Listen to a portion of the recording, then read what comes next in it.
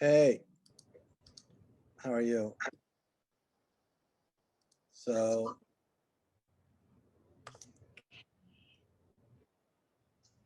How exciting. oh, you know what, Noah, um, so there was that workflow, but I was gonna have Tamara, are you still gonna do that video for them? Yeah, so I'll do the video for them, but that's on my to-do list for later in the day. But Okay, so because for now, I'll stick to the announcement. okay, because on the workflow, Tamara was gonna talk about how she goes about reaching out to sources, which is slightly different than how to organize your work, but it's all tied together. But anyway, Tamara's gonna produce a video for us about that, very Okay, thank helpfully. you. So, um, okay, let's just Tamara, just maybe give everybody another minute to see if anybody else rolls in. Absolutely. I was just gonna ask how many people were in your class, how many people were waiting for. So Well, there's something like 20 in the class, but you're getting pretty much it's an async class, and so they can show up whenever they want. And these folks are mostly it's like these are the few, the proud, the ones who show up for Zoom voluntarily without requirement time after time. So yeah, they're eager people. They're like, oh, get this knowledge. Uh, yeah. Um, all right, Tam. Let's not maybe delay anymore. I'm sure you've got places to go. So yeah, you guys this have is a midterm Tamara. study for What? Yeah, let them. me do that introduction. Okay. This is Tamara. She's president of the Society for Professional Journalists, and she has an announcement to make about the organization. And so, without further ado, I'm sorry to have interrupted you, Tamara, but go right ahead. Hi, yes. So, like your professor had said, Ms. Tamara Go, and I am I'm a journalism and political science student here at UH. I'm in my final year, and I serve as the president of the Society of Professional Journalists here. And who of you are familiar with what the Society of Professional Journalists is, SPJ? Who, raise of hands, are you guys familiar with it? We haven't talked about Okay. it. I see some head shaking no. Um, so it was established in 1909, and it's the nation's most broad-based journalism organization dedicated to encouraging the free practice of journalism and stimulating high standards of ethical behavior. Um, so with that being said, getting into the announcement, I know you guys have a midterm to study for. So last year we decided to restart our UH SPJ chapter. But since COVID happened, we kind of were set back quite a bit once again. But we're trying to, work around it and get the ball rolling once again. So we're going to be having our first meeting on Friday, this Friday, what is that, the 16th? Yes, Friday the 16th at 10:20 to 11 a.m. It'll be a brief introduction to the chapter and how we will go about the semester in terms of COVID and equipment and things like that. I'd love it if you could join us. You don't have to be a communications or journalism major to join, so you guys should definitely come and check it out. Do you Do you have have any questions? a Zoom link to share in the chat? Yeah. Actually, here, let me go ahead and paste that link for you. And also, well, if you can remember to email it to me, I'll forward it through email to. Sure. Actually, yeah. Do you want me to just go ahead and forward you the recurring Zoom link? Yeah, you want to put it in here for these guys now that you've got their attention? Of course. Yeah. So, do you guys have any questions for me? Anything at all? Do you want to ask her if she's ever seen Shattered Glass or His Girl Friday or uh, what else have we watched in this? Uh, what was the Bombshell? You seen Bombshell Oh, yet? I've seen Bombshell. That's a good one. Yeah. You That's a haven't good. seen Shattered Glass? I haven't seen that one yet, or His Girl Friday, but you've been telling me about them, so I gotta check them out. Yeah. Yeah, you missed our somehow you missed the classes where we've been showing these journalism movies. Well, it's new that we're doing it, so that's not a surprise. But if I you ever don't want think a we watched. list, What? I'm sorry. I don't know if we watched any classes or any movies together in class. We watched, you don't remember the one we watched last year? No. Come on, All the President's Men, the classic Oh, with Woodward and Bernstein okay. about Watergate. My God. Okay, I do remember that. Absolutely. I do remember that. That's Yeah. right. That's the only one we watched. But if you're ever interested or you want maybe to do some watch parties with SPJ with that, I'll let me know and I'll give you a list. Absolutely. That'd be awesome. That'd be great. But so you guys don't have any questions for me or anything. I went ahead and posted the link in the chat for you guys. And here, I'll put my email as well, so you can email me directly if you would like to. You want to tell them the kind of things you'll be doing in the meetings and with the group? Well, for right now, we're just going to do the basic introduction and kind of get a feel of, who we have in our group right now, and kind of go over precautions in regards to COVID, camera checkout equipment as well. And then as soon as we get, that rolling, then we're definitely looking to get more involved with, the community and things like that, and local news organizations and PR firms. So Yeah, we're going to have some announcements about the future of the journalism program, which, by the way, we've been saved, and the administration is now doubling down on supporting the journalism program with a PR program, which will really help. I need to do paperwork to do a minor, but okay. Well, I just gave the announcement that I probably would have given to with Tamara's group, but yeah, we've been saved, so we'll talk about that. And I have some ideas as their advisor. Of course, it's a student-run group, so I'm going to have to run the ball past Tamara. But I'd like to see us work on transparency, because I think, for those of you guys who are trying to work on stories, you don't always get the best cooperation from local public agencies. Although Tamara's told me that she hasn't had a real problem with that. That it's a matter of tone and persistence and approach. And I'm certainly willing to believe that, although I know that there are certain groups like the Honolulu Zoo, to name one, that have not been at all cooperative with with us as journalists. And so that's one thing SBJ and we can do in class together, but the group can be a part of that. absolutely. And I don't know, you probably have speakers, right? Yes, but we can get more into that later on. Just because I know you guys have a midterm to ready for, and I feel like I'm taking a little too much time here. But yes, we will be doing things like that. I put my email and the Zoom link in there as well. It'll be an introductory meeting on Friday, so we'll cover the things that Dr. G is referring to. We'll talk about what it is that SPJ is wanting to do this semester and what we can do this semester. So yeah. Thank you, and thank you for keeping it so quick. Absolutely, absolutely. All right, All right. and Well, I think Noah's the only 200 student there, but Noah, stay tuned for her special video, which I'll be posting soon. Right, Tamara? Hopefully. Thank you. She's got to get her homework done first. Oh, absolutely. All right. All right. Thanks so much. Have a great day, you guys. Yeah. See ya. Bye. Bye. Okay, so without further ado, y'all, we ready to get cracking on this midterm? Yay! Everybody's so excited. Come on, get excited. Aren't you excited? Yeah. That's cruel of me as your professor. Hey, I have work to do too. It's like not easy to get all this stuff together, and I'm behind on my grading, as Noah knows from being in my 200 class. I'm a little behind in this class, right? Could have fooled me, Dr. G. Yeah. Are you that hasn't been conspicuous? Has it been? I'm concerned enough with just getting everything done on time to check the grades.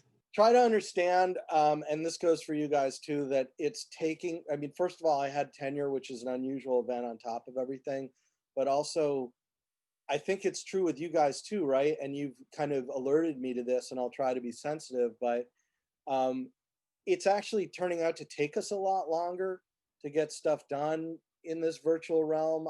You know, making the transition for me to entirely virtual classrooms has taken a while. I would have loved to have, from the beginning of the semester, to had weekly lectures for you guys on video ahead of, you know, each week.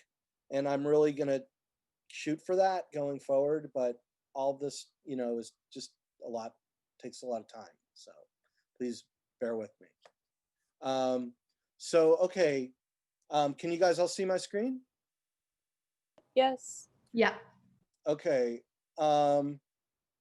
As far as this early stuff goes, I have you know, as I think you guys are aware by now, I had a draft of the midterm exam, which you guys were helping me copy edit and refine last time.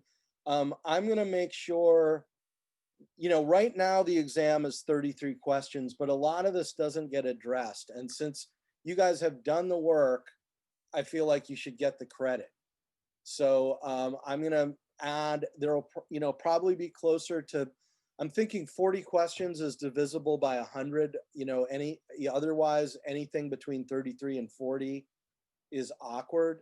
But so it'll probably be 40 multiple choice questions, but that way, everything that you guys have invested the time in creating on this document, you'll get credit for by filling out the exam. I figure it's better that way than that you did all this work and aren't kind of able to fill in the bubbles for it and score the points, than to just not have it on there. Am I right about that? Any input about that? I still haven't finalized the midterm. So any view one way or the other?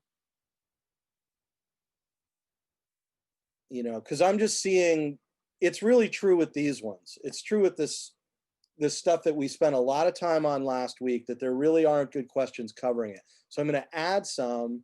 Right now there are 33, but I'm going to add some so that all of the things that you guys worked on already, particularly you guys who troubled to show up in Zoom and have filled out the Google Doc, that you'll be ready to answer these, and it'll be pretty straightforward and you can get credit for it. So having said that, we left off at, I think, what is bias a little bit. We got a little bit farther. We got to pretty much here, right? Did we do this yet in here? Does anyone remember by the end of last time? Let me pull up. I'll tell you what, for you guys, you guys ever negotiate in a market or whatever when they say, for you, I've got a special deal. So for you, I'm gonna pull up the actual midterm, and you know, we'll work off of that, okay? So let's see. We talked about, I'm trying to think of where we left off with these questions. We did, do you guys remember this one? Let's just back up a little bit. Why is it necessary to be aware of unfounded charges of news media bias? A, there is no evidence of bias in the news media, so forget about that question. True or false? So the question is, try and keep up with me here. Ready, Mackenzie? Okay, so why is it necessary to be aware of unfounded charges of news media bias? A, there's no evidence of bias in the news media. True or false? False. False. Yeah. B, it's not. All news outlets are consistently biased. False. False. Okay. C, it's impossible to prove any charges of news media bias. Hold on a second. Or D, there's only one correct answer. News consumers, so why is it necessary to be aware of unfounded charges of news media bias? because C, it's impossible to prove charges of news media bias, or D, because news consumers may dismiss reliable information on the false belief that it comes from a biased news outlet. D. D. D, right. Okay.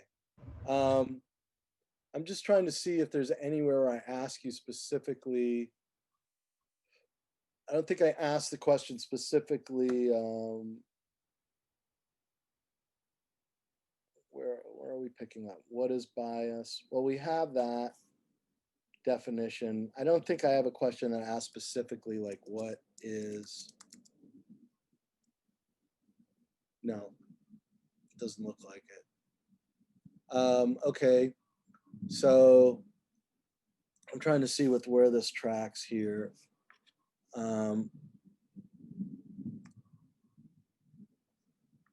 Okay, so I don't think I have this, a pattern of unfairness, but we did this last time. You guys will remember this.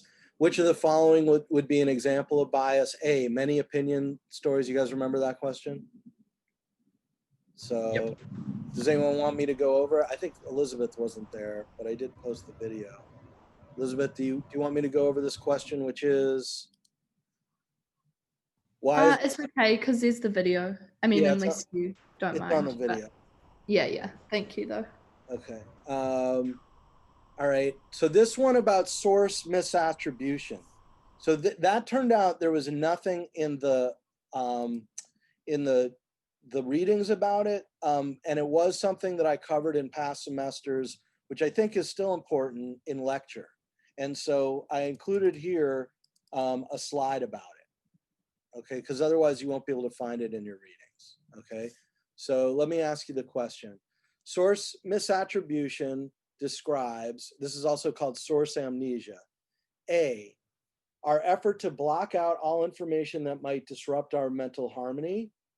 B, our effort to find only unhappy, uplifting stories, our effort to find only happy, uplifting stories.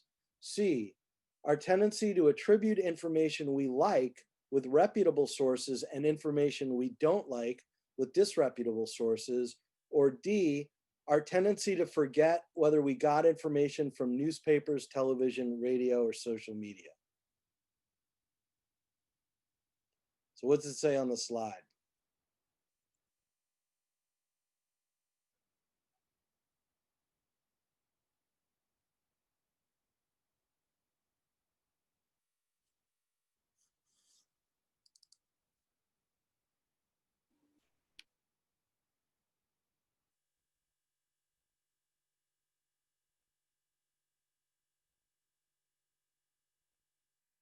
You guys see where it describes this? Should I run this question by you again? All right. It's D, right? Kenzie said D as well. No, that's what you said last time, Noah, but take a close look at the last paragraph of that slide. And let me read you A, B, and C again, okay? A, our effort to black out all information that might disrupt our mental harmony. B, our effort to find only happy, uplifting news stories. C, our tendency to attribute information we like with reputable sources and information we don't like with disreputable sources. Or D, our tendency to forget whether we got information from television, radio, or social media.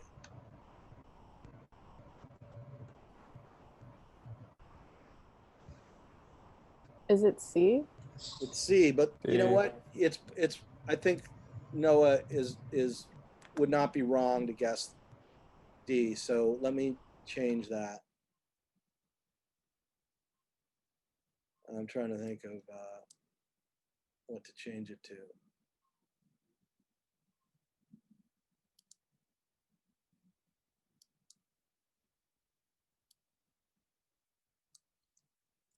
Okay. I'm going to change it to our tendency to make up our own facts. Okay, so does that clear it up, Noah? Yeah, I just mixed up what the question was asking. It was a fault on my part because of the way I gave you the multiple choice answers, honestly.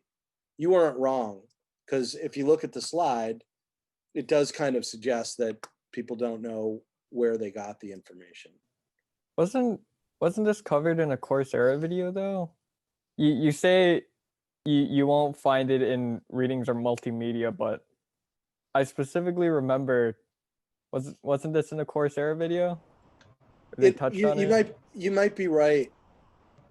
You know, I went over it. I did a search for source misattribution after our class last time, Cody. I did a search for source misattribution in the transcripts of those videos and for source amnesia, and I couldn't find it. And so to be sure, I put it up there. But you found it on there? Because I remember the explanation, but I guess they didn't use source amnesia or misattribution. Maybe they did. Maybe I just missed it in my search. Maybe I did it too fast.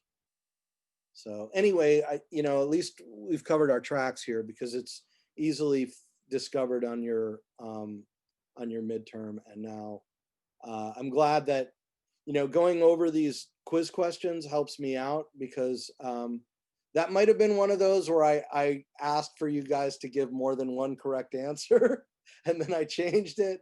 I don't know, something like that. But anyway, now it's been corrected. So the answers are just, it should be more obvious. I'm not going to go back over it. So let's keep going. Where were we? What number are we on, y'all?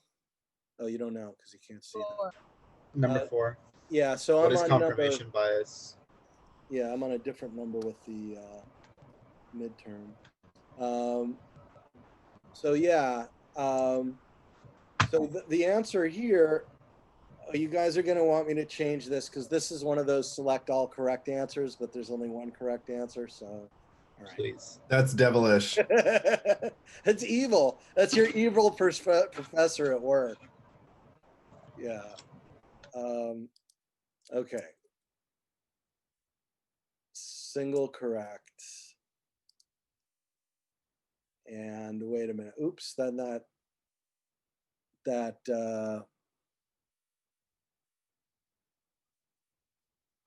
wiped out my correct answer. So now I don't know what it was. Hold on. Okay. Okay. So this is it's still a trick question. You guys ready for a trick question? That's the kind you love from your professor, right? Especially when you're getting graded on that.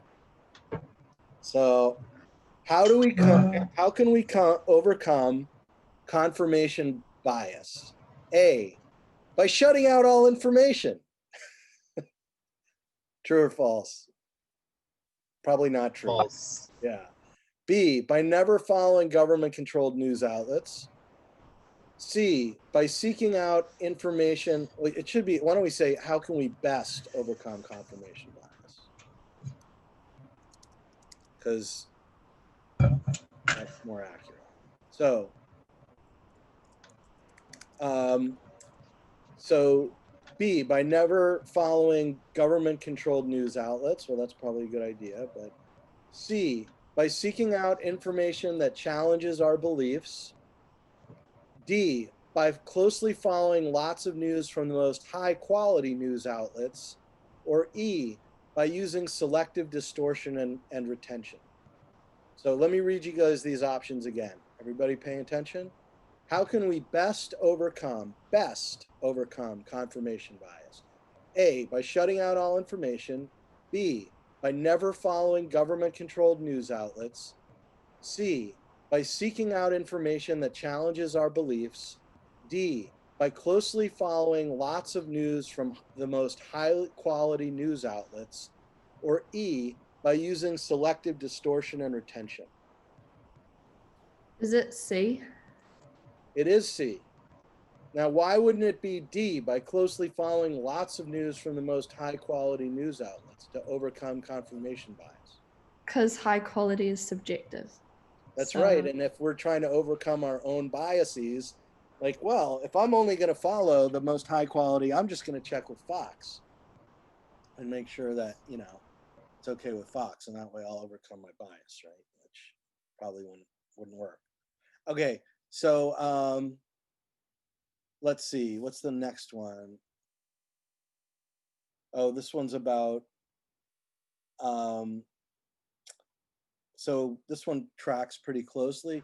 A journalist interviews an expert on urban planning who gives his opinion on the condition of Tokyo's infrastructure. Is this opinion journalism?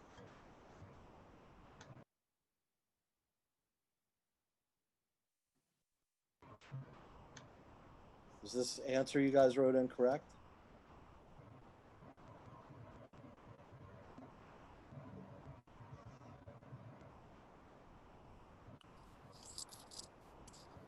Who wrote this? I don't know if we know who wrote it. I think I did the bias part. What do you guys think? Is this opinion journalism? It's an easy one. Oh, well, no, because it's not the journalist giving the opinion. Yeah, it's right there. That's right. Because it says like it's the person giving the opinion and not the journalist. All the journalist is doing is just writing down what the person said. That's right. So moving right along, some of these are rather simple. We can move rather at a brisk pace. What are the benefits of consuming opinion journalism? This one's a good question, right? Because this goes to the whole popular thing of everybody getting on and saying, I avoid bias, and we've talked about that a lot. So this look like a good answer to you guys? How about this? From the midterm, which of these choices is not a potential benefit of consuming opinion journalism? A, it opens our eyes to new ways of looking at the world. B, it's a more interesting substitute for news reporting. C, it challenges our assumptions. D, it helps us develop our own points of view. B. B. Yeah. That's Although, basically saying. No, I was just gonna say because that's basically saying I would replace the news, which is more like factual and more like hard to the point with, versus like one person's side of the story. yeah, although I have to say, I think I'm more jaded, getting jaded. I tend to go straight to the opinion sections now in my daily, I must admit. I go straight to it's like eating your dessert before you have dinner. I tend to go straight to unless there's like a blockbuster story, so even though I'm saying, no, don't get any pleasure out of your opinion journalism, why the hell else do I follow the news anymore? I'm all about opinion, especially in the age of Trump. So sorry, I'm just being honest, So is that terrible, you guys? Are you shocked? Can anyone else admit to being a sinner like that? You guys are probably much more like well-intentioned and pure. Like you guys probably go straight for the facts, right? I'm this like old jaded political partisan. I go straight to the opinion stuff, but you guys are like just want to know what the deal is. Am I right?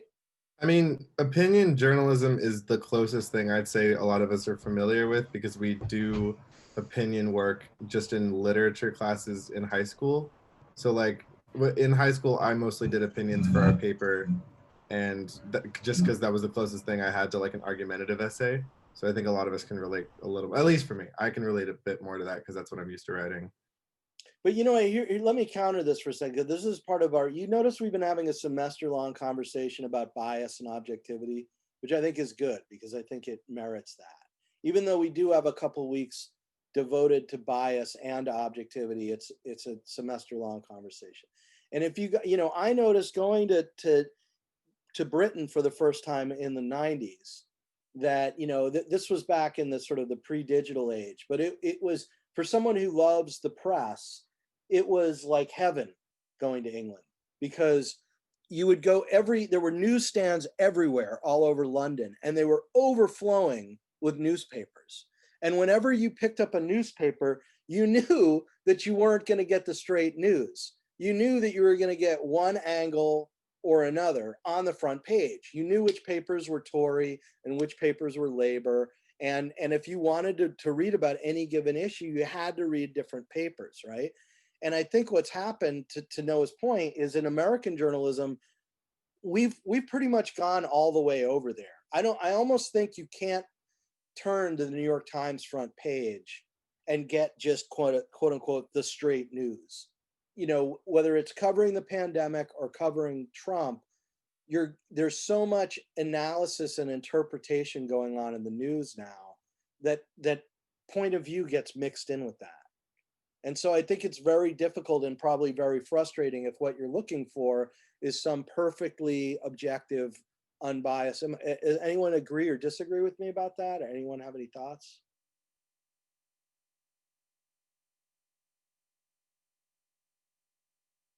I mean, if you think about covering masks, covering, you know, so many of the issues of the pandemic, covering the president's health. I mean, every time there's coverage of an issue, you know, covering the Amy Coney Barrett, you know, stuff. I mean, like if we were to go to the front page of the New York Times right now,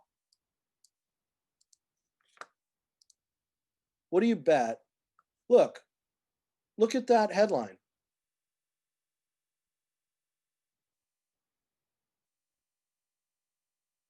Right? You guys see my point?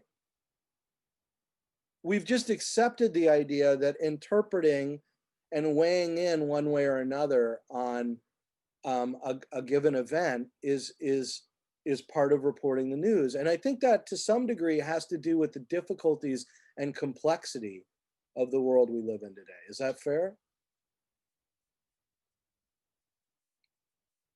No, you're kind of quiet. You're the one who said, you know, this. I mean, that wasn't the point I was making.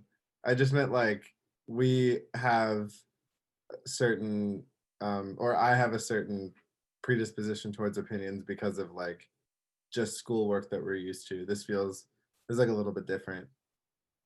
I thought what you were saying was that we're used to seeing opinion stuff. And so one thing that's different when we look at news is seeing objective, unbiased news. No, I meant because opinion journalism and traditional or hard journalism have their own places and they always have. I just meant personally for a slew of 18 to 20 somethings who have written argumentative essays since we were like 12. That's the closest conduit. Like I mostly wrote opinions starting in journalism because that's what I was comfortable with. And then I made the transition more to hard news because like it's more different to us. So yeah, overall, I think we all like opinions. You because you're hardened and cynical, and us because we're fetuses. Right. Okay. Yeah. All right. Fair enough. So let's move on. I mean, there's lots more we can say about that, but let's keep going here. Why facts change our mind? Okay. So Luna did the Yemen's work of answering these questions. You know, he's got he's identified that he did the work here, but you guys have to help him out because this isn't going to get you where you need to go on the exam.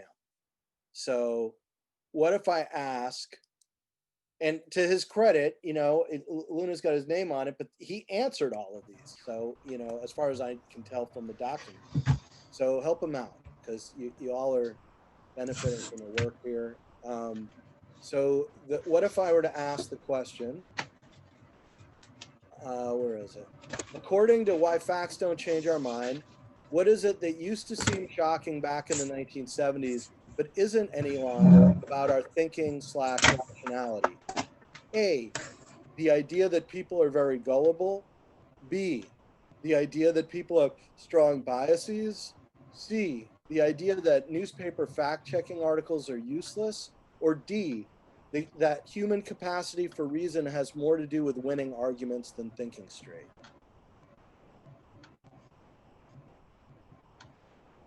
So this is going to take probably taking a close look at the article, but you will find that she addresses this, Elizabeth Kolber addresses this specifically. So what have you guys got? Sorry, could you repeat the question? Sure.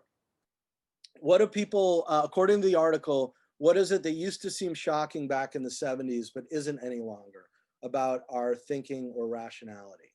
A, that people are very gullible. B, that people have strong biases.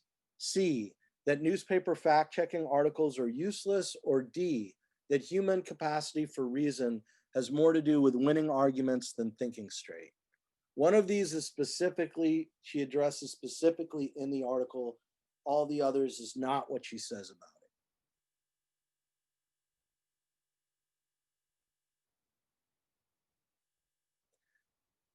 Luna's shaking his head, but he did the work, so it's up to everybody else now to go back and take a look.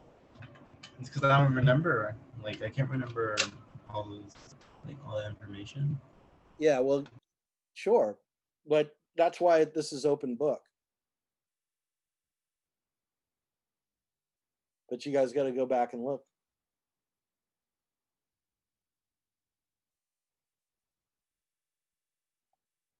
Luna, you can sit back. You already did a bunch of these other ones. Let them figure it out.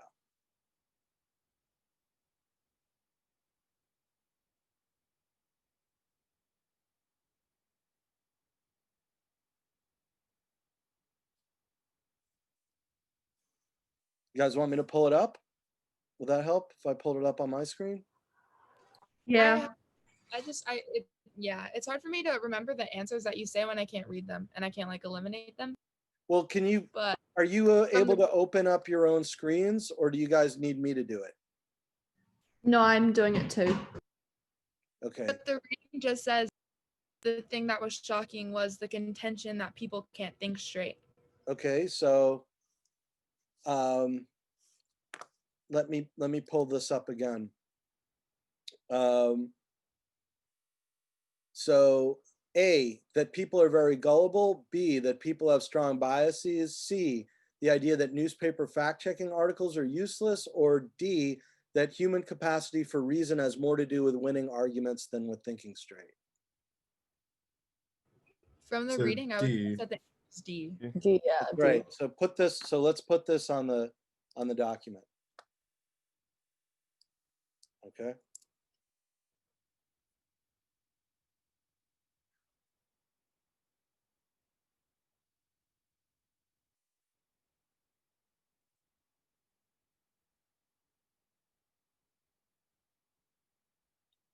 You guys want to do it?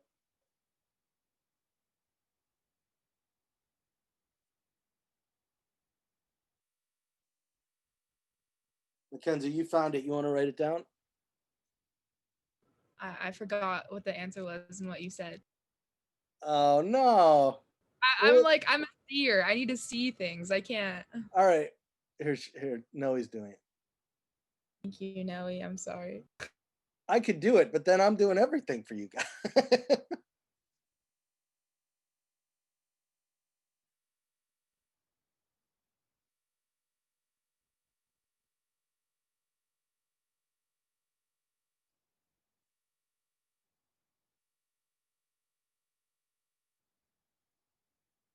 Okay, well, while Noe's working on that, let's keep going. Is everybody clear? So what was the answer? It was that human reason has more to do with winning arguments than thinking straight, right? So, all right, cognitive scientists, Hugo Mercier and Dan Sperber. Okay, so what if the question is, cognitive scientists Hugo Mercier and Dan Sperber argue that mankind's ability to reason serves a specific evolutionary purpose. What is that purpose? A, reason developed to make us better predators. B, reason developed to resolve the problems posed by living in collaborative groups. C, reason developed to help us gain advantage over others. Or D, reason developed to allow us to solve abstract problems so that we would develop tools and eventually technologies that would better ensure our survival.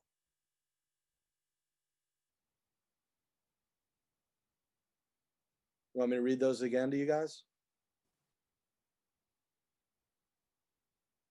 Ready? A, reason developed to make us better predators. B, reason developed to resolve the problems posed by living in collaborative groups. C, reason developed to help us gain advantage over others. Or D, reason developed to allow us to solve abstract problems so that we would develop tools and eventually technology that would ensure our survival.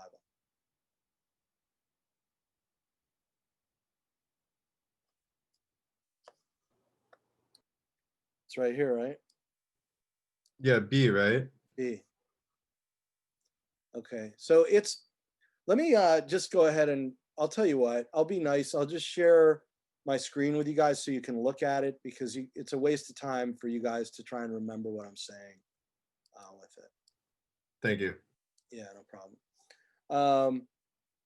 Okay, so what is my side bias? This is what you guys have for an answer. My side bias occurs when people evaluate and generate evidence and test out evidence that is biased towards their own agendas and goals and does not show any relation to strong intelligence. Okay, this is Noah's favorite kind of question. Select all the answers that apply. Well, see, this already gives you the answers though. That's why it's hard to. Well, then it's still, yeah, this is. You could put it in the bottom corner so it cuts off the bottom too. Okay. So what is my side? Okay, can you guys at least read the text? Oh God, it's. I said the corner. Do it on the, yeah, right. A little lower. A little lower. All right. Well, that one I already get. We'll circle back to that one, okay? Yeah, that's not working so well. All right, so let's see. According to cognitive scientists, Steven, so I said too vague on this one. What do I ask? According to, all right, so I'm gonna try this again, but not let you guys see the answers on this one. And that's what kind of knowledge do humans specialize in? Let's see. Okay, ready? Oh, let me change this because this isn't all the answers that apply that have only one correct answer. So fair enough, I'll change it. God, I did that a lot, Noah. It's really bad. My students must have hated me before.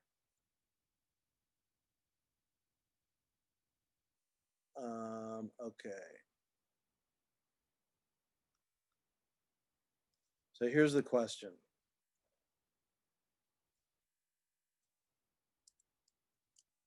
What was the question here? What kind of knowledge do humans specialize in?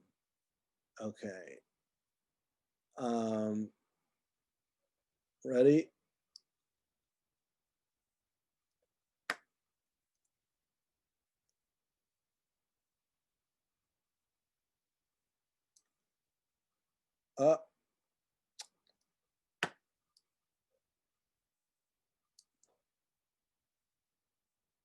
All right, so this is just this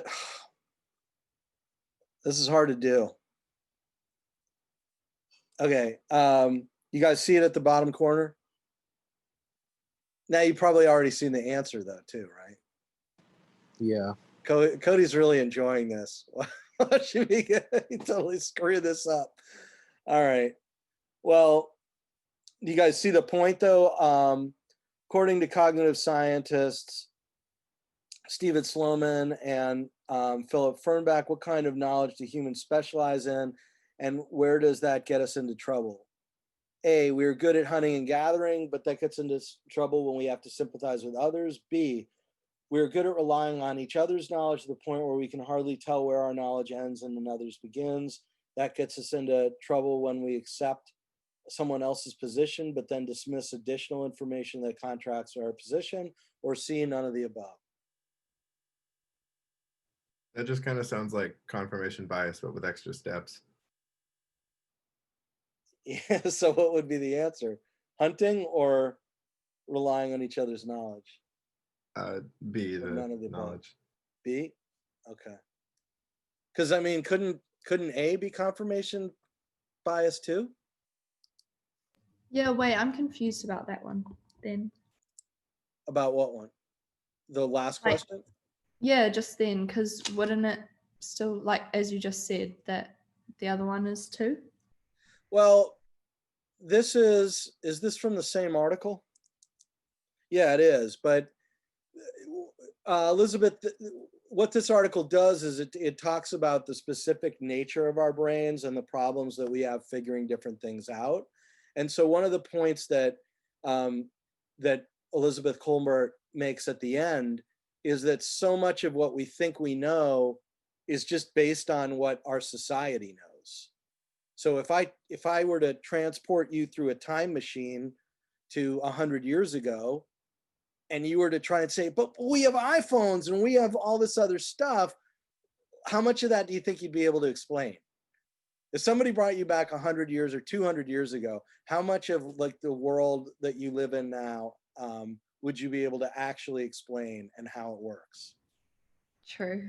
Okay, yeah. Yeah, so that's a different idea. So at the beginning of the article, she's talking more about, you know, just other strengths and weaknesses of our brain and how then that comes into her overall point, which is why facts don't change our mind. But these are just all different aspects of it, right?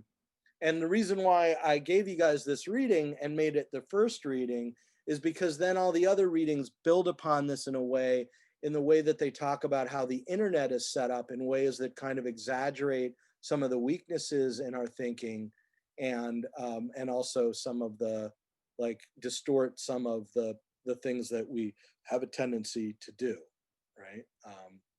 Where we're really sort of in what we're inclined to do. So on that point, what's the next question? What kinds of bias does recent brain imaging studies confirm? So I guess it was Luna. Did you fill this part out too? What is my study bias? Yeah. So I did all of most of 7 works as bias. So. Okay. Let's see, where do I get into that?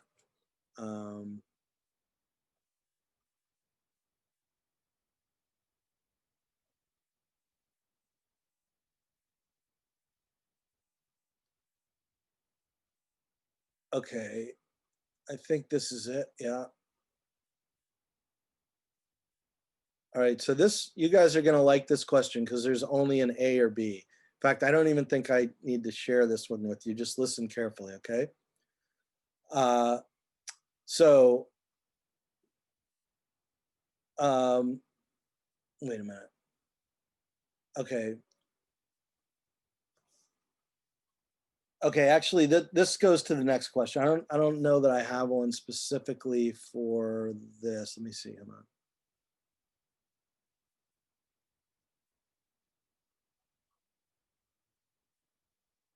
Hold on. Okay. So look at this answer right here, actually, this next one, and answer this. Select all that apply, or okay, just select the correct answer. There's 2 answers here, okay? When confronted with statements by political candidates, what parts of the brain light up and what parts remain dim? A, reasoning parts remain dim, emotional and moral judgments parts light up. B, the parts we register anger lights up every time we hear opposing argument. The parts that register understanding and affection remain dim.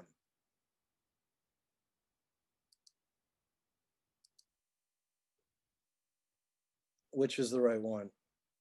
A. Yeah, so that one's good. Hold on a second. All right, next question.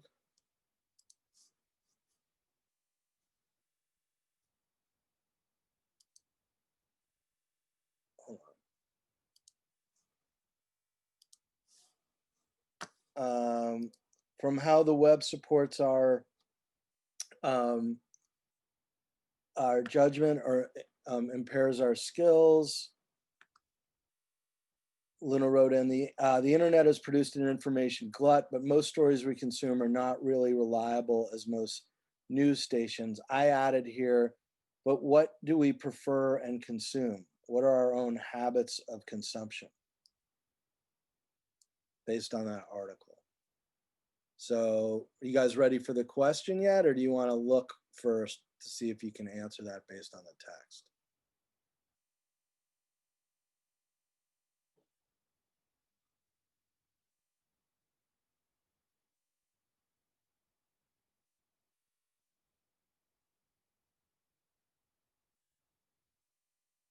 Okay. I'm going to bring this in, doing the best I can to block out the correct answer.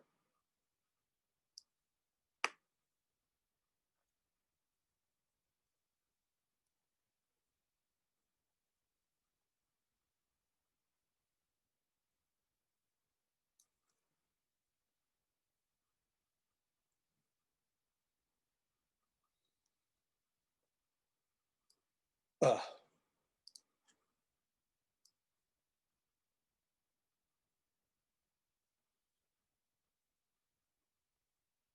Okay. Can you guys all see that? Ugh. So how the web distorts reality and impairs our judgment. What is the author's main point about the vast amount of information available on the internet and our habits of consumption? A, most people are taken in by sensationalism and therefore can't distinguish real news from fake news. B, that the vast amounts of information have made the internet a powerful propaganda tool for authoritarian governments.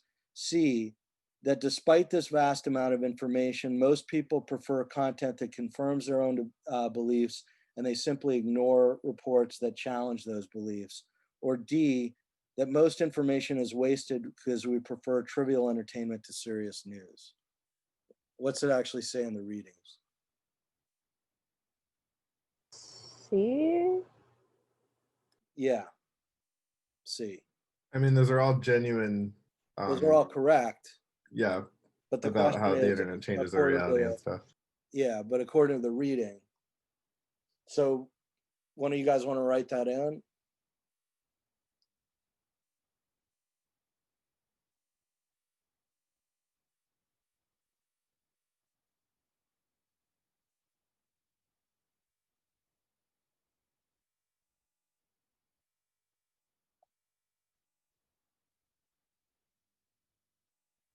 Because Noah, the point is this, I say here, what is the author's main point about this? So it's really about, it goes to the thrust of the reading.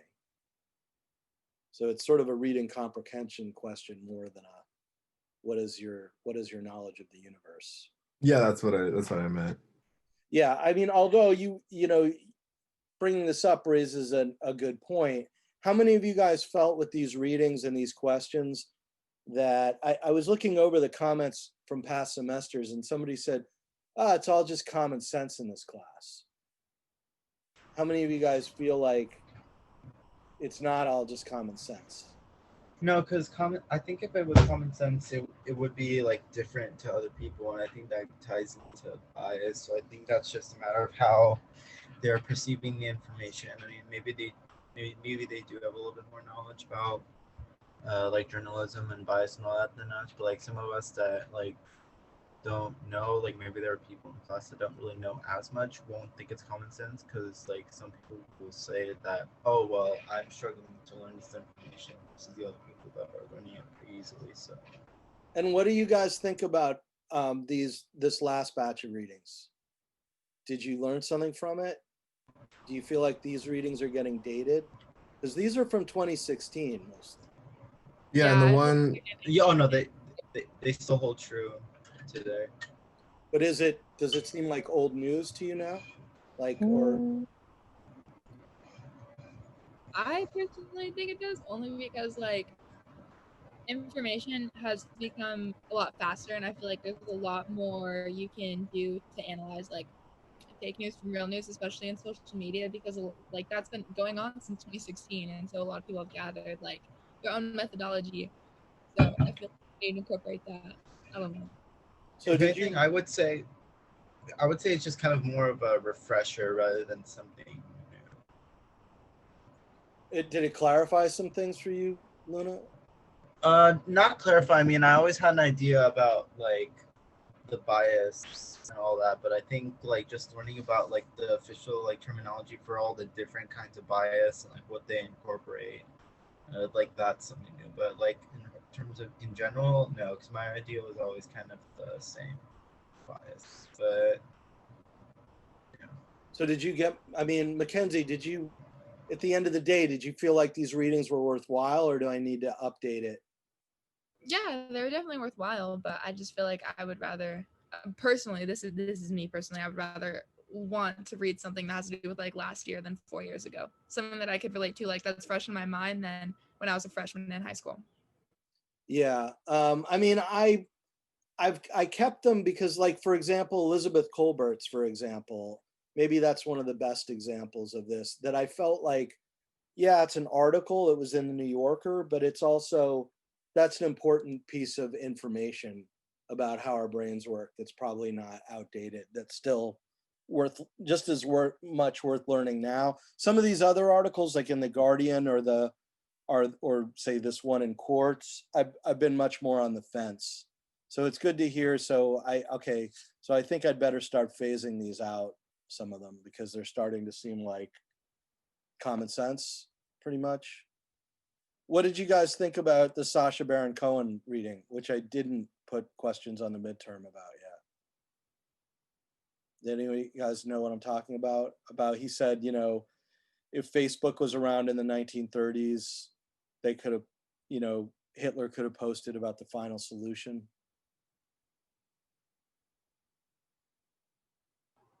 Did you guys see that one? Was that the article about like the alt-right memes? No. Or... Okay, never mind. Yeah. But I didn't ask questions on the review about it yet because it was the last one I added. Okay. So how the web distorts our reality. Okay. So we got this one done. Can I wipe this out now?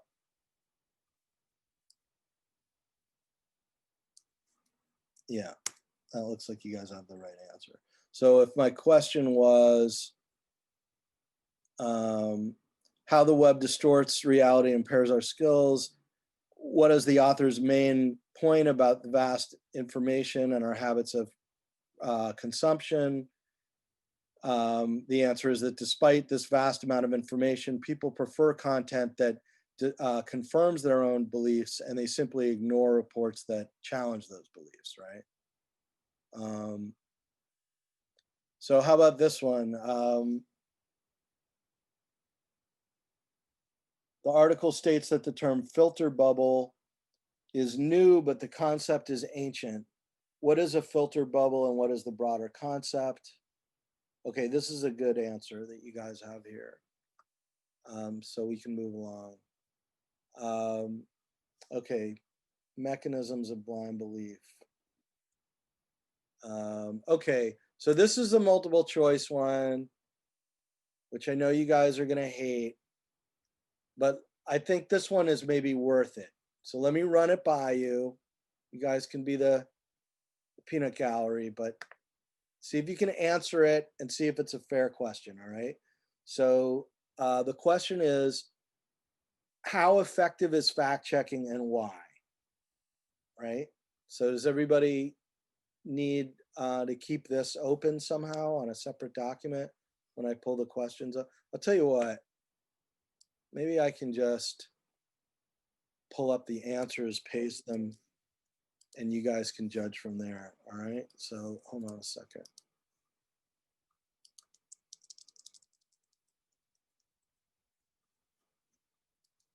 Okay. So yeah, this will work.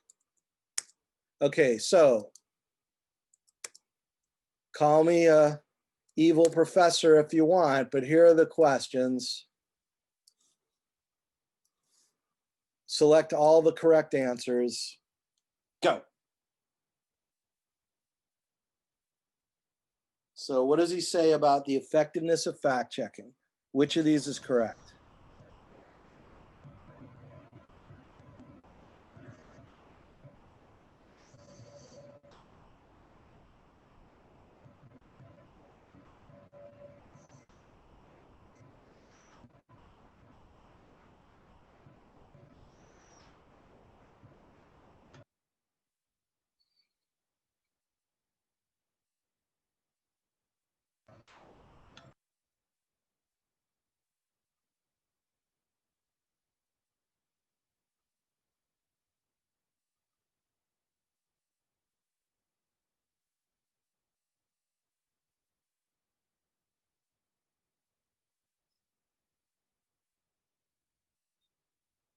Do you guys have enough information from what you filled out on here? Did you say this was one of the ones where multiple are correct? Yes.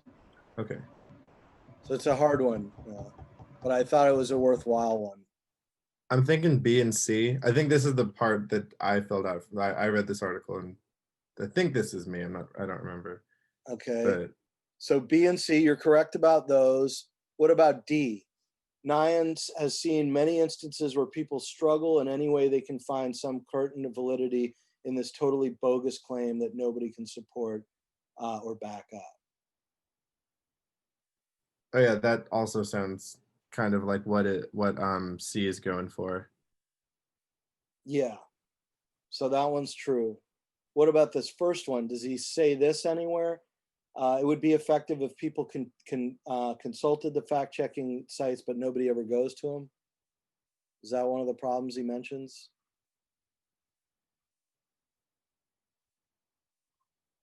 It's kind of tough because, is there a transcript of the thing? There is, yeah. When we were studying for it, we played the whole thing and listened, and then right after that, we found the transcript right next to it. You guys are so diligent. That's why I'm trying to be nice, because I know you guys are really trying and you're legitimately interested. If you guys weren't doing well on this, it would be my failure. So,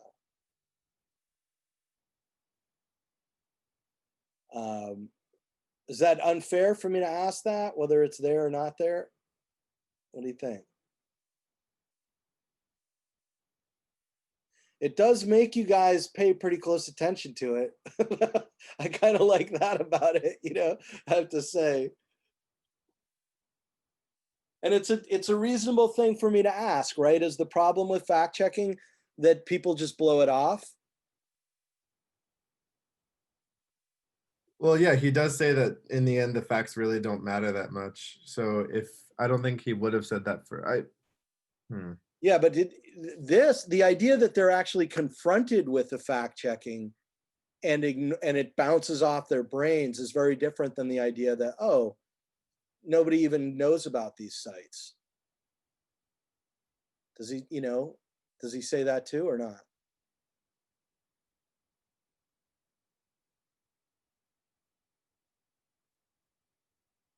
Are you guys able to pull it up? Should I pull it up? Let me pull it up for y'all. What's it called again?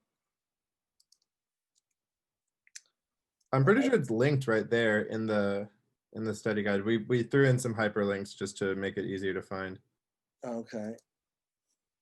Oh yeah. The mechanism of blind belief.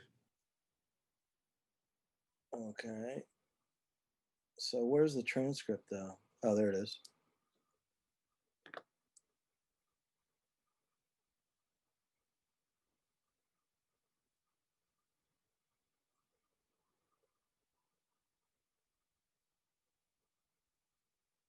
So you guys see where he's going with all this? Is he talking about people not going to the fact-checking sites? He's saying, why do people resist factual information? But that's different than them saying, oh, they just don't know about it. They're not reading about it, right? It's hard for us to admit we're wrong.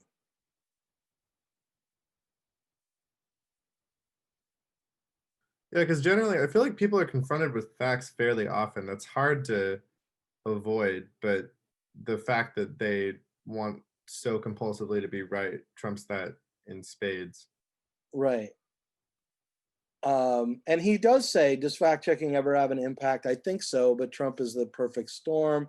You know, what's interesting is if you want to be, you know, now some people I think who are more sympathetic to Trump would say, oh, this is all biased.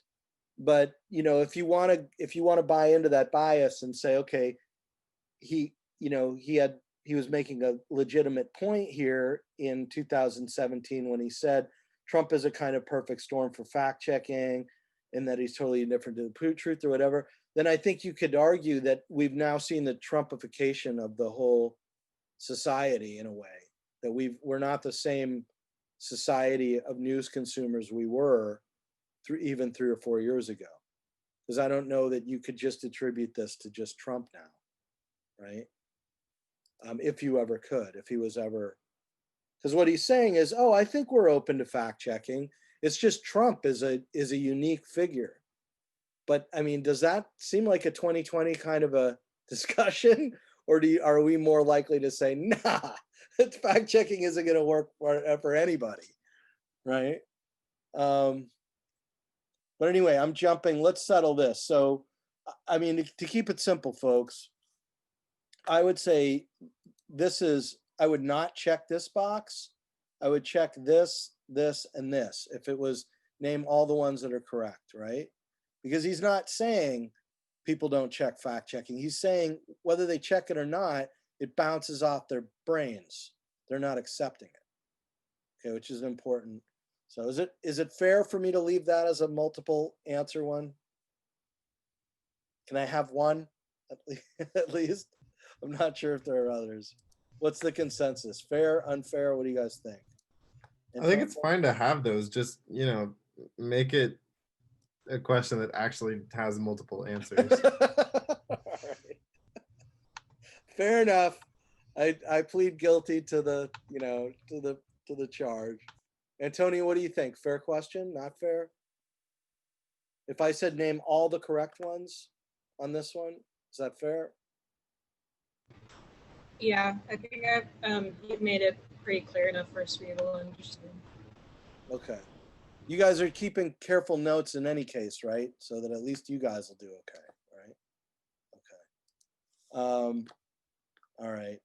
Oh, I think Elizabeth had to leave us. Right? Okay.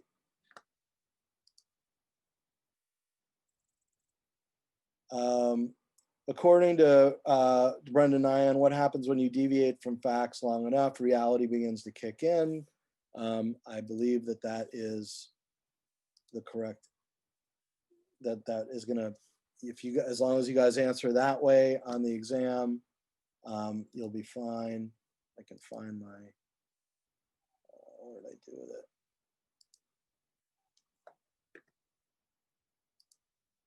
it? Hold on. I've lost my tab.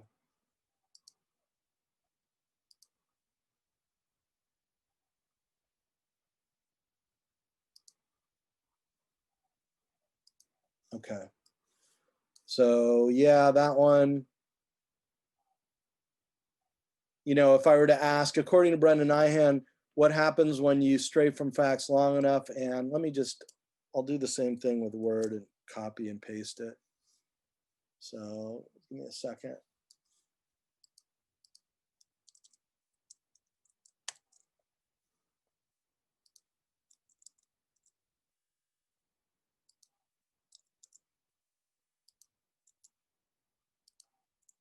Okay. So if these are the hold on. If these are the questions, what would be the correct answer?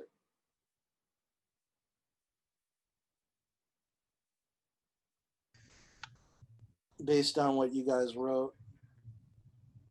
B. Yes. Okay. And next, we're almost done.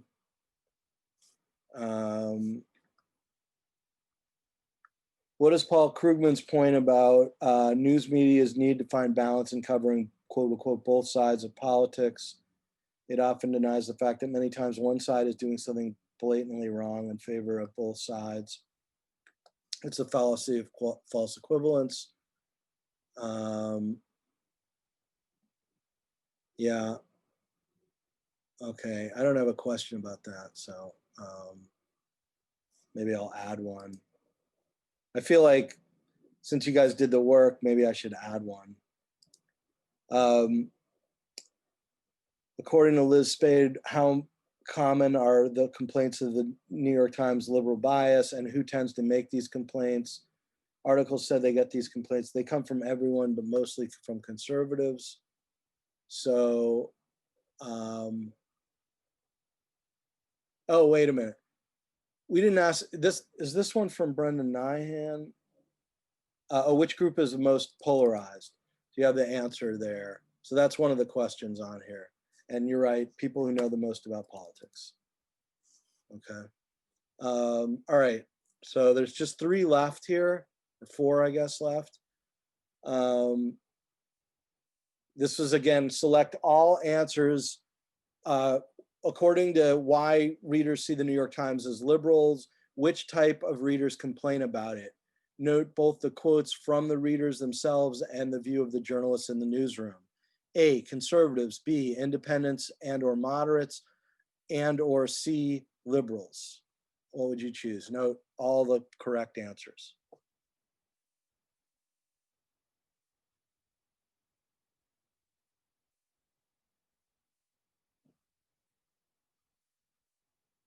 Would you say they get complaints from liberals and or moderates, according to what you guys have answered here? Oh, it'd be conservatives. So would, if I said answer all the correct ones and independents and or moderates or liberals, would those answers be incorrect? What's the exact question? Select all correct answers. Which type of readers complain about the New York Times? Note both the quotes from the readers themselves and the view of the journalists in the newsroom. A, conservatives. B, independents and or moderates, or C, liberals. So you guys know B. what? A and B. What about liberals?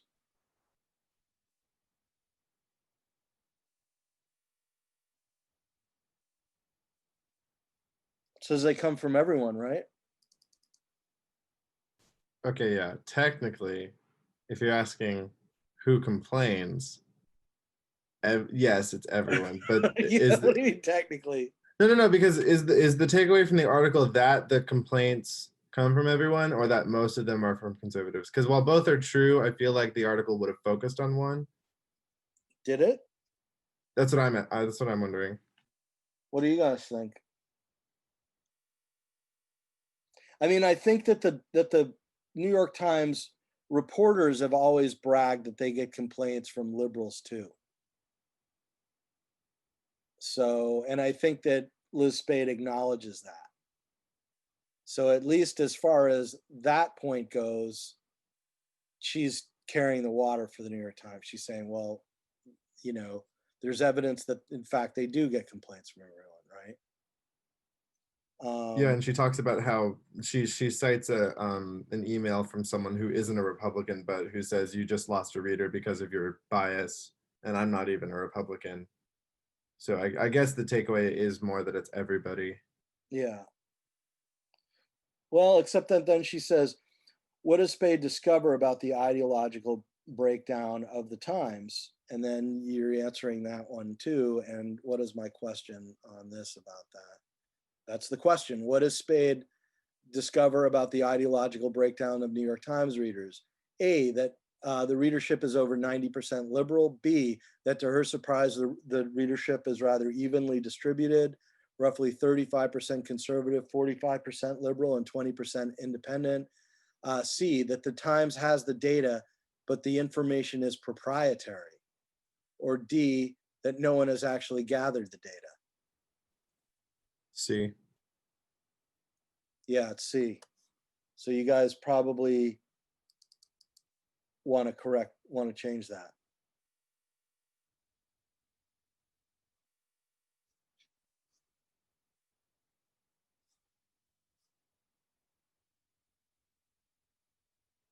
Where does the 65% come from?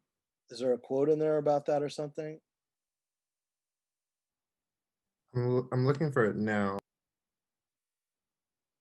Because that does seem to match up with.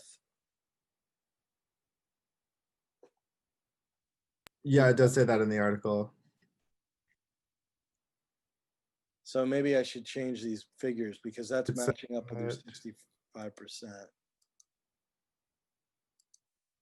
Yeah, 65% of the Times' readers possess political values that are left of center, but that's in a completely different part of the article than the part where it mentions that the stats are proprietary. It's like way down there. But I think you would all be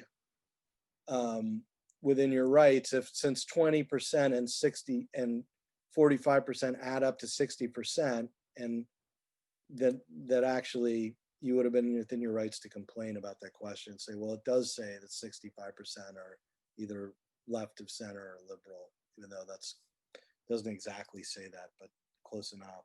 So I've changed it. So now the answers are: A, the readership is over 90% liberal; B, that to her surprise, the readership is evenly distributed, 45% conservative, 45% liberal, and 10% independent. So now the math on that doesn't isn't the equivalent of what you'd had there before. And C, the Times is data, but the information is proprietary. All right. So another multiple, name all that are correct here. According to Spade, and I'll put this up, what is evidence of the bias? And I'll put these answers up. Tell me all correct answers.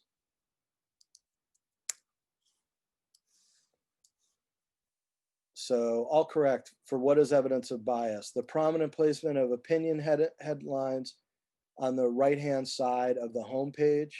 So you guys know what she's talking about?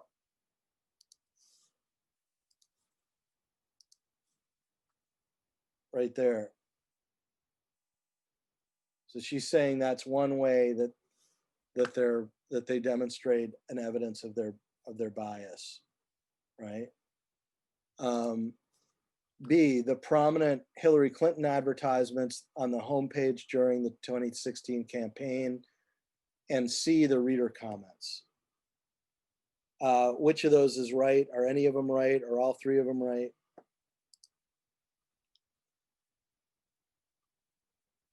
She does talk about the ad and the comments. I'm still kind of, what was A again? I'm sorry. It was she was pointing to this, the fact that a huge portion of the homepage, you're seeing very opinionated liberal headlines from the opinion section.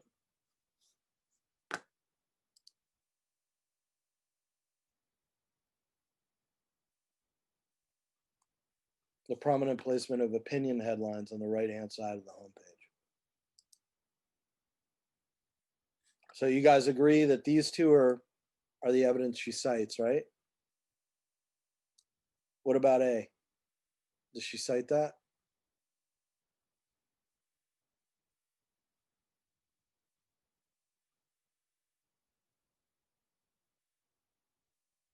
I think she does cite that too as well. Yeah, she does.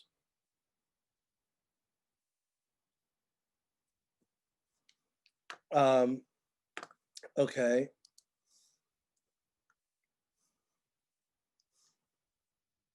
All right. And I think we're down to the last one. This actually is a throwback to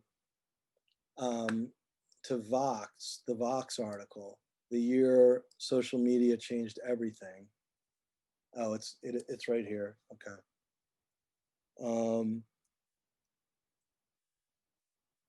What is the difference? What effect has the ideological difference between left and right had on reality, and what does the author mean?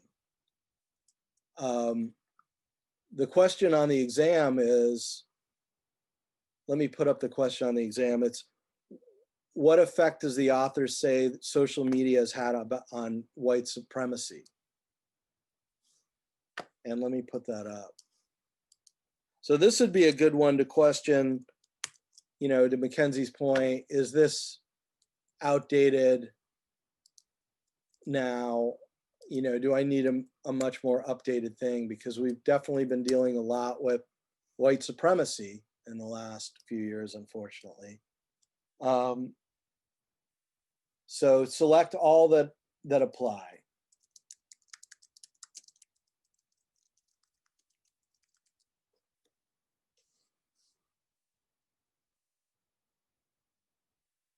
So A, the author argues that the online sales of Nazi paraphernalia have helped generate enthusiasm. B, although this regressive ideology was built around pre-existing white nationalist rhetoric, it found its way into the mainstream disguised as memes, fake news, and populist conspiracy theories. Social media helped remodel white supremacy into a more palatable ideology centered on fear of the other and a desire for, quote, law and order that caters to fear. And C, according to American Nazi Andrew Anglin, editor of the Daily Stormer, one of the few key elements of the alt-right success in online communities like 4chan was that they could be anonymous. They could share their socially unacceptable views under cover of darkness without having to be accountable for their racism, while they found their views echoed and emboldened by other anons around them, by which I guess he means anonymous people. And D, confirmation bias is just another term for racism, and that what was another factor, and I think this is wrong. This is transposed. That was another factor that led to the rise of white supremacy. So is A correct? No. No, okay. How about B? Yes. Okay, B. How about this one? The Yes. anonymousness of it. C, B, and C. C is correct. And D? Not D. Not D. I don't think. No, you're right. Okay. So you guys were correct. So the answers are B and C. Fair question? Not fair? What's the judgment of the panel?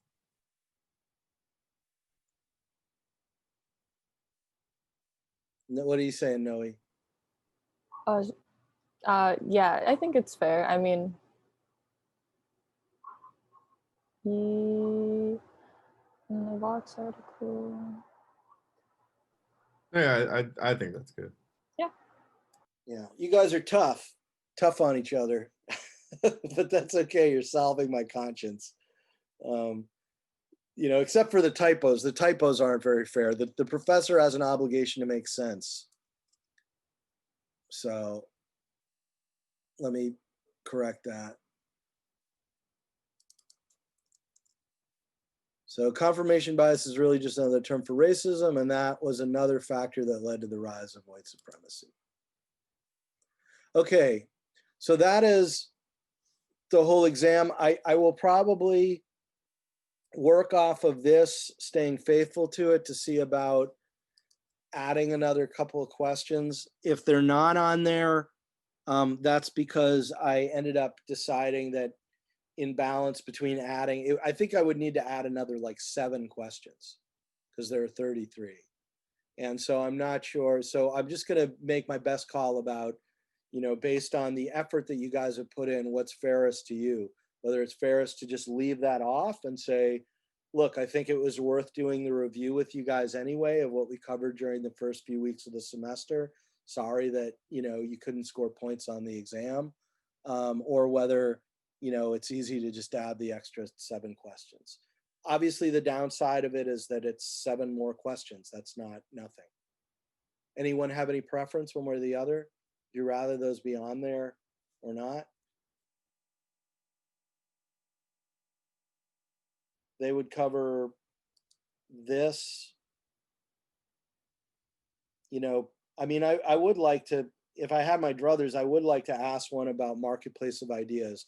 Do you guys remember that concept? I remember you linked the Wikipedia article in La Lima. Yeah. We discussed this last time, but I felt like there was still some fuzziness about. Do you guys remember the point of the idea and why it's there? I mean, I think whether I put it on the test or not, it's something you guys should take away from this class. It's an important concept in civics. I think we did talk about that, at least in one of the previous sessions, how it's We did. it kind of shares some overlap with the public sphere in that it's an application of like an economic concept to just sharing ideas publicly and having your voice heard. Yeah, but let's say I was to ask, because actually the way you put it, you know, the multiple, you know, I have to think of bogus answers, right, Noah? So one of the multiple choice was going to be that the marketplace of ideas shows that the basic concept of capitalism works, you know, for speech, right? Which is not, it's not an argument really about, you know, what if I were to say that the marketplace of ideas, the idea is that it shows that just like in the marketplace, the best products win out, the best ideas win out.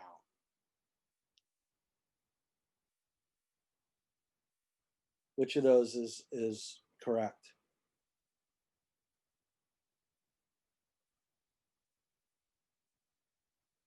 Let me see if I can put that a clearer way. How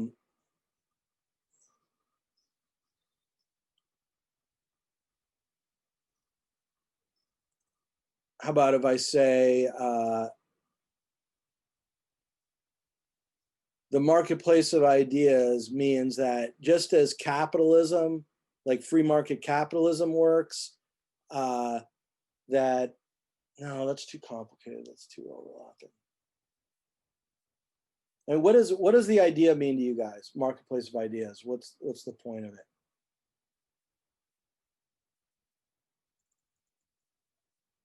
Does it have anything to do with economics, Noah? You brought up economics, but is it really about economics? I mean, it uses the allegory of the free public market to express how ideas should be shared, that everyone should have equal claim to like airtime.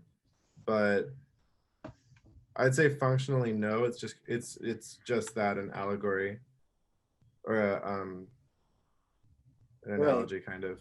So if you remember, I said this gets back to the Justice Oliver Wendell Holmes.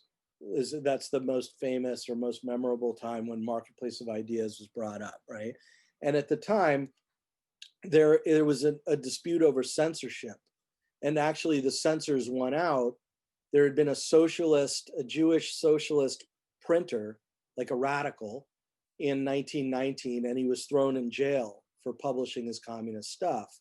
And on the losing side in the argument, Oliver Wendell Holmes had argued it's the marketplace of ideas, the idea that, you know, well, you guys need to explain it, but he was defending the freedom of, let's say it wasn't socialism, because that's maybe less a dirty word. Let's say the guy was publishing a Nazi newspaper, okay? And Oliver Wendell Holmes was arguing his right to publish that under the principle of the marketplace of ideas. What was that idea of the marketplace, and why would that apply in that situation? This guy publishing a completely disgusting, you know, say Nazi paper.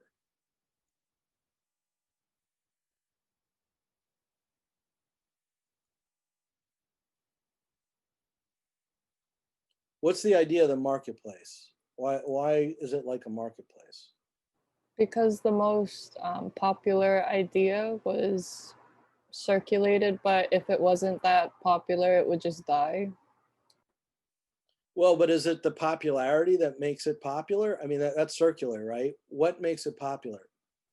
The quality of the argument. Right, like in a marketplace, right? The quality of the product, the value of the product, right? So how is that related to a guy printing a Nazi paper? What was Oliver Wendell Holmes saying about the relationship between the two? He thought that since it's like, you know, a Nazi paper, and most people, well, not most people, that's kind of a fallacy, but that since it's a generally frowned upon idea, that it would kind of flounder. But that's you're saying generally frowned upon. You know, it sort of seems like an echo of the circularity of popularity. If it's unpopular, it won't be popular. Well, and He, well, it would suffer, but not for that reason. he's saying the best ideas need to win out. That we need a marketplace of ideas, and that in a true marketplace of ideas, the best ideas will win out. Okay. When I go to a supermarket, the reason why there are good products there and not just a bunch of lousy ones is that the good, valuable products are going to win out, and the ones that are lousy are going to disappear from the marketplace on their own. And he's saying in the world of ideas, we need to allow freedom. We need to not censor, because it operates like a marketplace where the best ideas will win out on their own. Is it possible we're having trouble grasping this concept because it's just wrong? I think that you know, now you guys are the cynical ones, and I'm the I'm going to be the one who's, trying to explain the basic concepts of the First Amendment and democracy to you guys. The idea of having freedom of speech is that if you allow a free forum, the best ideas are going to win out and the worst ones are going to lose. But yes, maybe you're onto something, Noah. Maybe that's why you guys are having such a hard time. Like, you're like, this just what? feels extremely crazy? unrealistic, and so I can't, like, I'm not grasping it because I'm like, I know that that's not how the world works. The world doesn't. We're not social Darwinists about ideas. We just kind of let whatever happens happen. Well, no, but he's not saying that we're social Darwinists about it. He's saying that he believes in rationality. This is, again, like just a basic pro-democracy. You could call it idealism, right? Like we've talked about how people who are pro-democracy are idealists. Like they believe in reason and they believe in evidence, right? These same people who believe in that kind of thing believe that if you have a free-for-all of arguments, that the best arguments are going to win out. That in a true marketplace of ideas, it's the good arguments that are going to win out over the bad ones. This goes to the idea of the public sphere, right? If everybody comes into the coffee shop, the people who are going to win the arguments in the coffee shop, in the 18th century British coffee shops, are the ones who argue the point the best and use the best evidence. Doesn't matter how you're dressed or what you look like, whether you're rich, poor, or whatever. And of course, then we had the popular complaint against Habermas, but they didn't let everybody in the coffee shop, right? But Habermas's point about the public sphere was everybody comes into the coffee shop, everybody can argue. It doesn't matter your background. If you make the best argument with the strongest evidence, you're going to win. And that's why, Noah, I was saying it's very tied in with the idea of the public sphere, because in some ways the two completely overlap. Do you guys understand? A lot of you guys are being quiet. I don't know if you're getting it or not. Antonio, are you catching me? So if I were to say something to keep it simple, like, what did Oliver Wendell Holmes, Justice Oliver Wendell Holmes, mean when he used the phrase marketplace of ideas? And I were to say, because free speech, like capitalism, is the best system.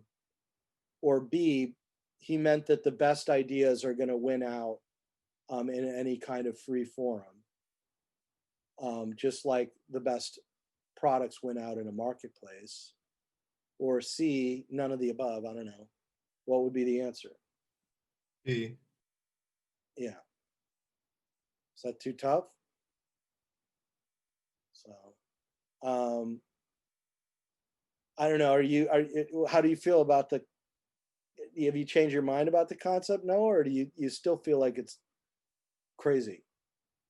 I I think 4+ years of just massive mis and disinformation campaigns have made me a bit jaded to the concept of open air information provision.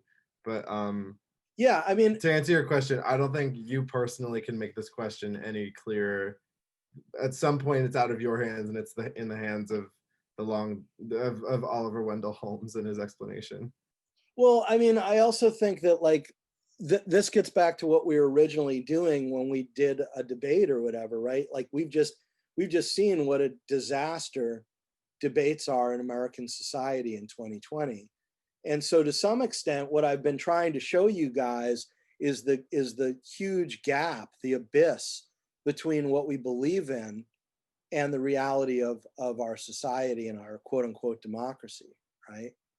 And so I absolutely agree with you, Noah, but I also think that like these principles, the things that these people claim and what they say they believe in are really important to understand, even if we don't agree with them. You know, I mean, one of the things Obama said when he accepted the Nobel Peace Prize was he said, you know, you don't have to totally believe in these things to keep pointing the way forward to them. But if you completely abandon the concepts of them, then what happens is you lose your moral compass altogether because you have no direction which to go. Like he thinks these ideas like marketplace of ideas or, you know, the reason and evidence, these kinds of things are absolutely essential to believe in, even if we're believing them in the face of all of this ugly reality that we see every day. Because if we abandon those beliefs, then we end up with no moral compass at all. Does that make sense to you guys? Then where are we? Then we've stopped believing in a democratic system. So what do we believe? How do we believe that our society should operate? By king and by sword? You know? I mean, have we invented a better idea? So maybe, arguably, even if we see the flaws or how these don't match to reality, maybe they're important ideas to believe in and of themselves. I suppose I'm making an argument similar to what religious people argue about God, right? But maybe it's not that different, you know, which is ironic given that they're talking about rationality and reason and logic and facts. That at the end of the day, they're saying, well, you got to make a leap of faith and believe in these things at the end of the day, even if they don't work out. What do you guys think?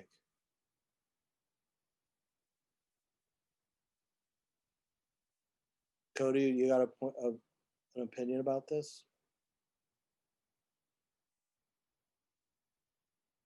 No? Do you agree with Noah that it's a bunch of BS, that the marketplace of ideas doesn't hold up in reality? You're still There is I mean, we can have a free marketplace of ideas. It's just that like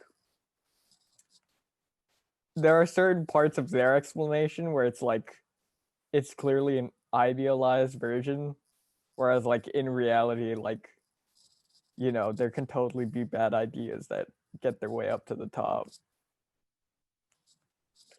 Is that part of why we're in such trouble right now in 2020? Because our ideals are so far from the reality of the real world we live in?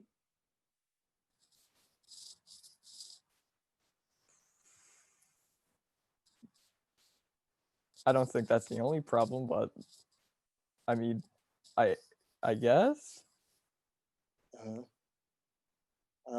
Meg, you have any opinion?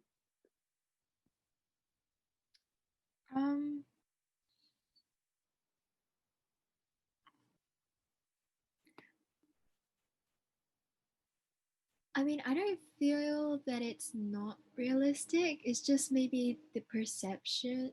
I mean,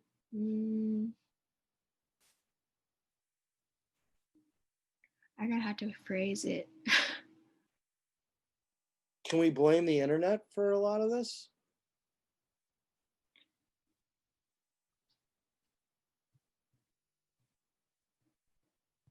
I Like mean, what? Go ahead.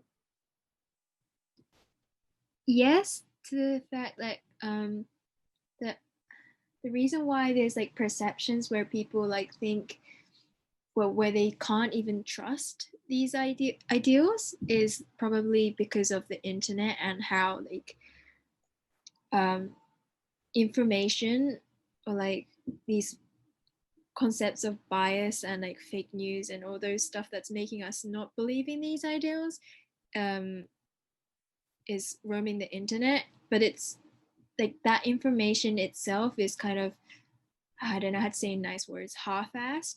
It's not, there's like shallow information on that. That's why people like I don't know how you say it, get tricked into believing that's all true, and then we can't trust these ideals. I don't know if that makes sense. I no, I mean, I think I lost your pronouns there about what you're referring to. Like what's half-assed? So for example, media biased or like fake news, or like the reason why we can't trust something like public sphere or like the market of ideas Yeah. is the it I was kind of referring to, because you can't really specify what that it is, because it's kind of a combination of all these recent. But is the it referring to the public sphere and the marketplace of ideas and the things we believe in? Is that what's half-assed, or are you saying what's half-assed is the something else? Something else, like the concept of like trusting these ideals and um, trying to realize them. Are you saying that these ideas seem really cliched and like the kind of things you learn in high school, and that nobody really believes in them? They seem like a bunch of flag waving crap. Kind of, because yeah. Yeah. How many of you guys? That's what I thought you meant. That's a good point, right? How many of you guys agree with the idea that all this stuff about freedom and free speech and free press and, you know, whatever seem like really tired ideas that you learned once in school, but then you learn that they don't work in reality?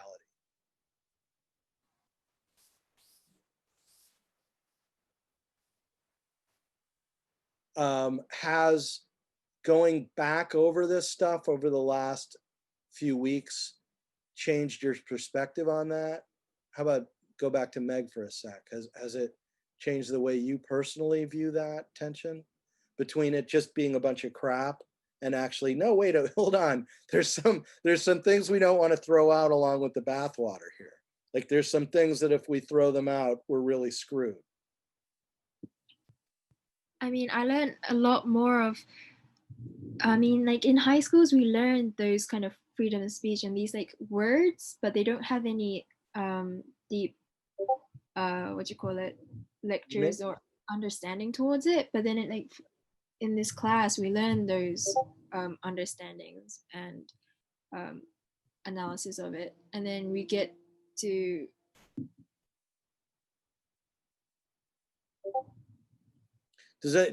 well, that's really good to hear, because that's what I've been trying to do. Have I achieved that with anyone else here? Or I mean, what else do you guys think about that? Like from where you're at now with some of that stuff.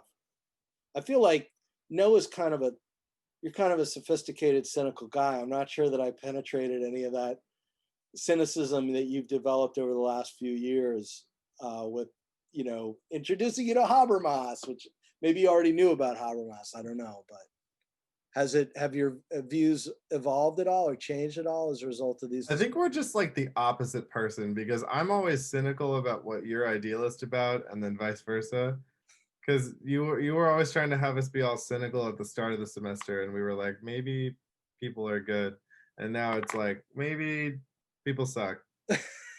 But I I've definitely learned a lot about.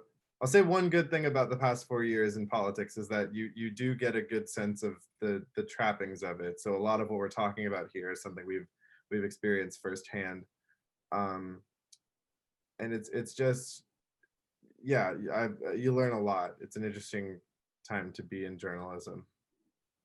Yeah.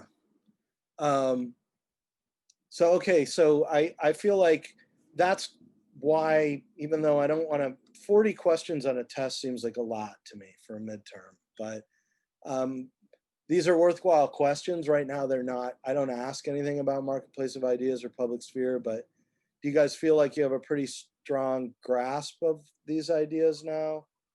The If other you're one, really married to those questions, you could put them in instead of the ones we've talked about. well, I mean, the reason I guess I wanted to add them in is because you guys did the work, and you did the work on all of it. So I just don't. What would you prefer, honestly, Noah? What would be a fair quiz, to leave it out or put it in?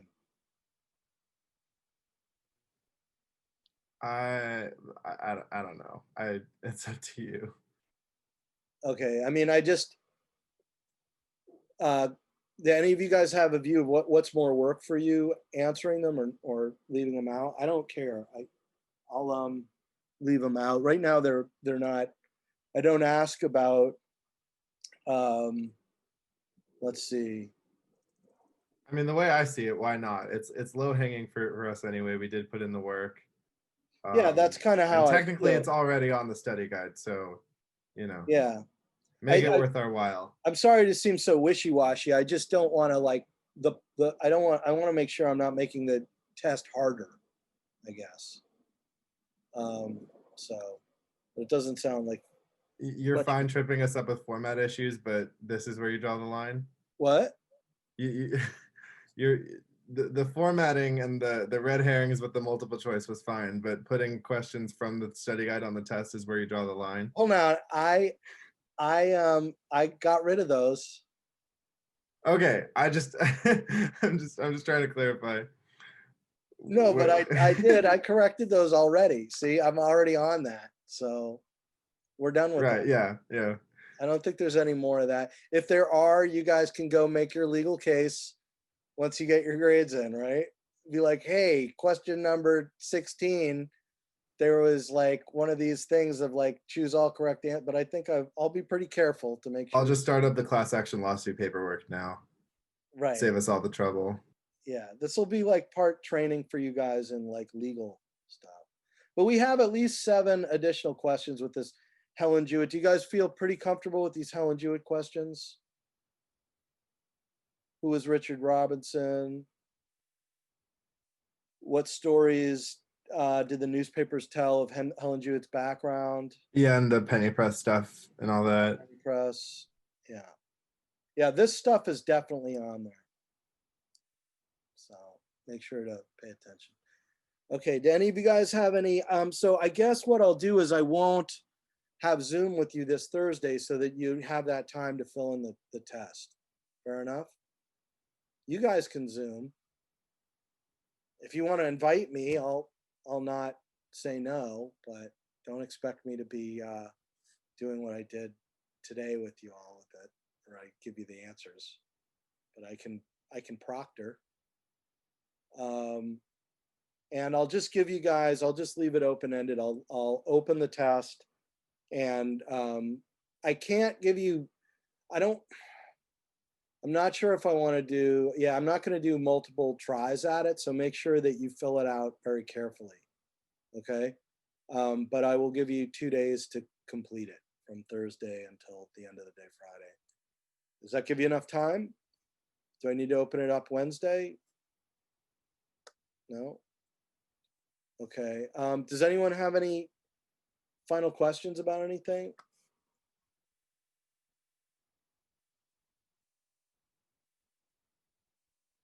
let's see, Mackenzie had asked, the marketplace of ideas is where people exchange ideas and share them amongst each other. It's like where the best of the best win, right? Yeah.